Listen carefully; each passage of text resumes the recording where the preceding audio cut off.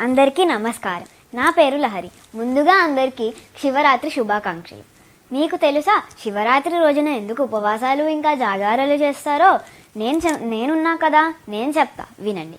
పూర్వం దేవతలు ఇంకా అసురులు అమృతం కోసం పాల సముద్రాన్ని మదించారు. అప్పుడు మనకి అమృతం కన్నా ముందు హాలాహలం వచ్చింది. హాలాహలం అంటే మన భూమినే నాశనం చేయగలిగిన ఒక పెద్ద విషయం.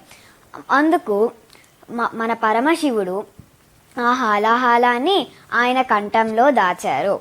ఆ రాత్రిరే ఆయన నిద్రిస్తే ఆ విషం తన ఒళ్ళంతా వ్యాపిస్తుంది. కాబట్టి మనము అంటే ఆయన భక్తులము జాగారాలు చేసి ఆయనని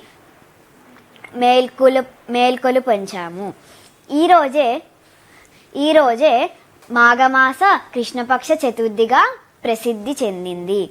ఈరోజే మనం మహాశివరాత్రి జరుపుకుంటాము. ధన్యవాదాలు.